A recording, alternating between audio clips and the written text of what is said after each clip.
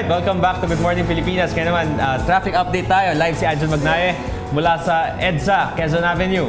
Anjun. Hi, Anjun. Uy, Ba? Anjun. Ano meron dyan? Anjun, ikaw na.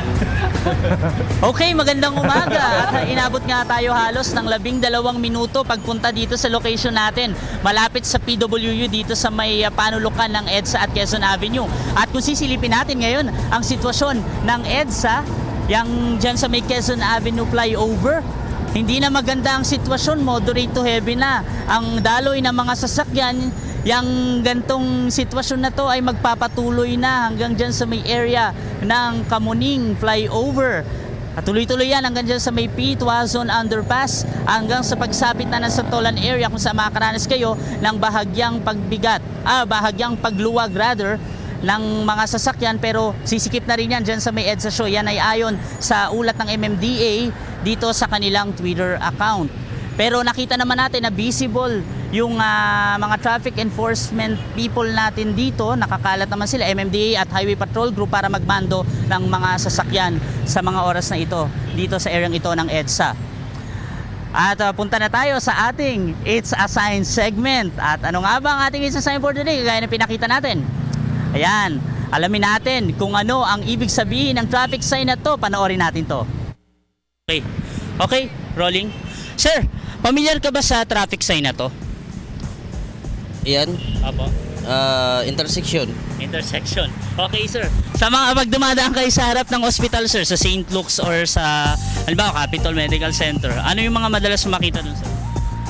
Yung mga signage, ganito. Okay. Hospital sign, sir. So, familiar kayo, sir? Oo. Okay. Anong kailangan gawin mo bilang motorista at pedestrian pag dumadaan sa ganun? Pag dumadaan ka bilang motorista, pag may makita kang ganyan, yung di ba sa tawag nito, yung mga pedestrian lane, dapat bibigyan ng daan yung tao. Maraming po salamat. Good morning. Thank you. Good morning. Okay.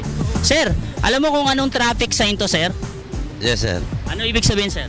Ano yun eh,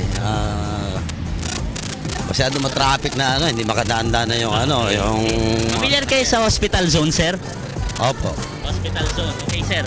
Kapag nasa hospital zone, sir, ano yung kailangan natin gawin bilang motorista, nagmamaneho na sasakyan or pedestrian?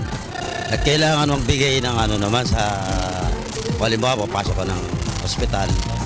Kailangan mag-giveaway naman yung ibang sasakyan para makapasok ba.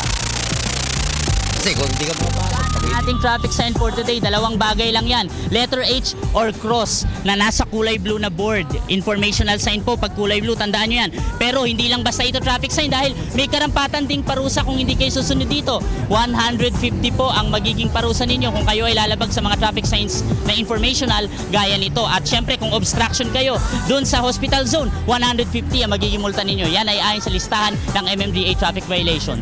At yan ang ating It's a Sign for today at ang traffic update natin ngayong araw ng Tuesday. Hanggang bukas pong muli, ako si Anjun Magnaye, ngayong Highway Patrol Guy. Balik muna sa inyo dyan sa studio.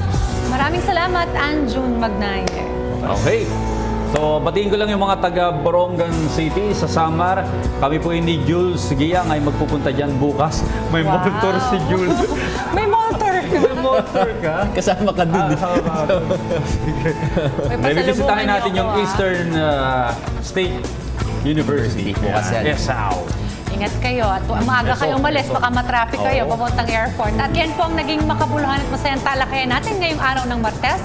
Muli ako po si Diane Querer. Maging partner for change. Ako naman si Audrey Goriseta. Maraming salamat po. Ako naman si Jules Giyang. Sama-sama pa rin tayo bukas sa parehong oras at sabay-sabay namin kayo babatiin ng Good Morning, Pilipinas! Off from my city, off from my home. We're flying up, no ceiling when we in our zone. I got that sunshine in my pocket, got that good soul in my feet. I feel that